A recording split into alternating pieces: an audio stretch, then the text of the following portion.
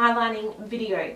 This is basically my go-to technique, my go-to foundation look if I'm going out for the night, if I want my foundation to last a very long time, and if I want to recreate my face, so play up my cheekbones, slim down my nose, and all that kind of good stuff. This is the be all and end all of foundation. It is my flawless foundation and contouring routine. So in this video, I obviously go through flawless foundation application. I go through under eye concealing, contouring, highlighting, and also covering or correcting any blemishes that I might have. As always, before we get right into the video, don't forget to subscribe to my channel. It would honestly mean so much to me. And don't forget to check out my Snapchat, my Instagram, and my Twitter. I will link all of them in the description box below for you guys. So if you guys want to know how to get the perfect canvas for any makeup application, then just keep on watching. So first thing first, primer is key. You can use any primer you like, but I am using this setting spray as my primer because, oh my, it is my holy grail. Not only does it make your makeup apply very beautifully and smoothly, but it's going to make your makeup last all day and all night. So the next step is to always start off with a little bit of color correction. So green is great to counteract redness, yellow and peach are great to counteract dark circles, and the other shades are fantastic for brightening and illuminating your skin. So I'm starting off with the peach shade and I'm going to town on my dark circles. So I'm basically applying this all over my dark circles and extending a little bit extra just to ensure that they are completely concealed, or corrected is the term I should be using. Then I'm going in with the green side and basically concealing any redness on my face or any blemishes, anything that is red. I'm going to be correcting those bad boys. Considering this is an ultimate contouring and highlighting foundation tutorial, you can't go past a cream contour and highlight prior to foundation. So I'm going in with my contouring shade first. Now the shade I use may change depending if I'm tanned or if I'm like a pale moonbeam like I am at the moment. So basically what I'm going to do is just find and locate my cheekbone and basically contour in the hollow of my cheekbone. I'm also going to do in other areas like down the side of my nose, along my chin, along my jawline, and also my forehead. There are many ways that you can contour and highlight depending on your face shape. I'll link a little blog post I did on this in the description box below, but basically you can do whatever you want, whatever you think is going to suit you best. There aren't really any rules with makeup, so just go to town.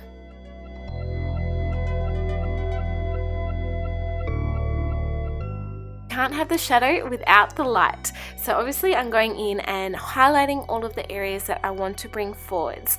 As you guys know, contouring sucks areas in, makes them appear smaller, and highlighting brings them forwards and makes them more pronounced. I really like highlighting along the side of my nose contour because that really helps to slim down my nose, and also highlighting underneath my cheekbone contour really amps up the cheekbones and just makes them so much more pronounced.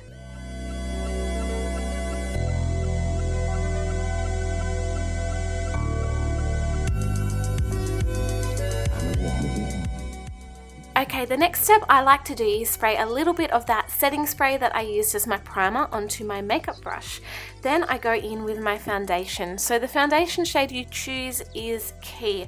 Make sure that it is one that's still going to work in with the rest of your body and your neck, even once you've blended in the highlight and the contour, because obviously blending the highlight and the contouring in is going to darken and or lighten the foundation depending on how much highlighting and contouring you've done. So make sure you choose a shade that's going to work in well. I usually choose a shade that's a little bit lighter than what I normally would go for.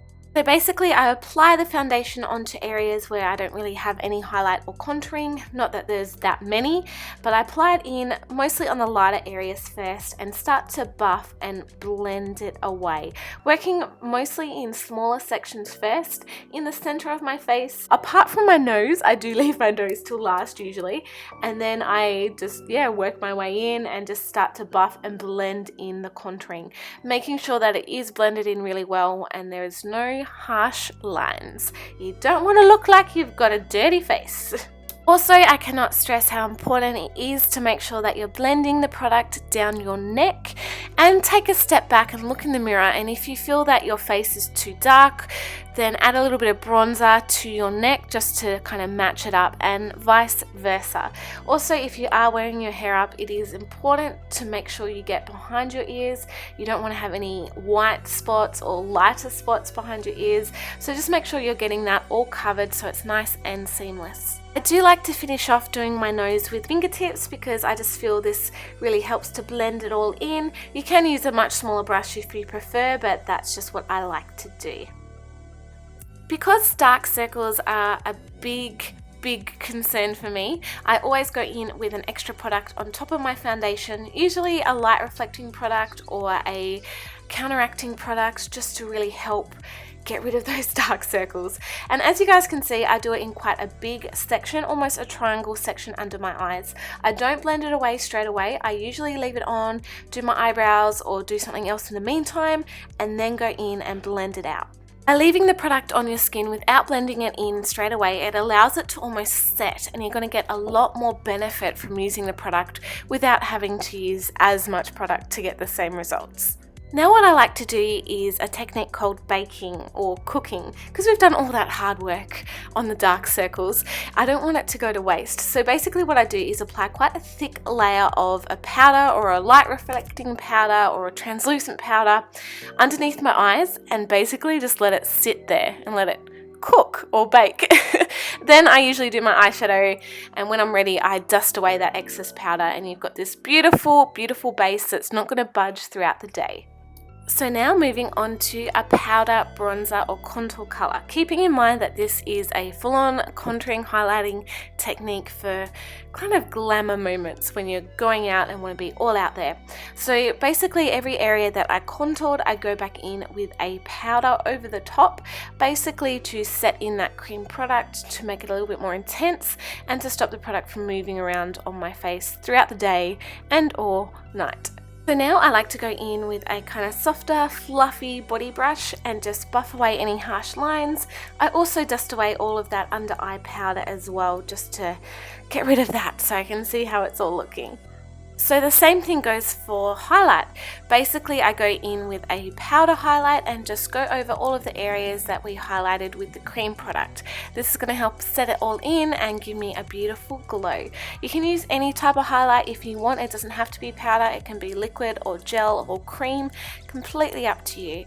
I also like to highlight just on the very tip of my nose because I feel that really helps to slim out your nose and gives you a gorgeous glow. And I also like to highlight under my cheekbone contour, and then once I'm done I smooth and buff out any harsh lines with that face brush again.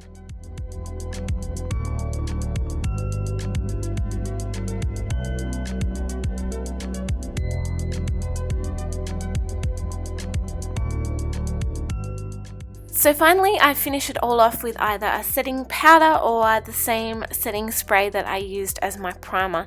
It does depend on the weather, how my skin's feeling at the time. If my skin's feeling a bit oily, I usually go for powder. If it's feeling a little bit dry, I go for the setting spray. Alright guys, thank you so much for watching. I hope you enjoyed this. As I said before, don't forget to subscribe to my channel. It would honestly mean so much to me. And yeah, I love you guys. I'll see you guys in my next video. Bye! So if you guys want to know how to get the perfect canvas,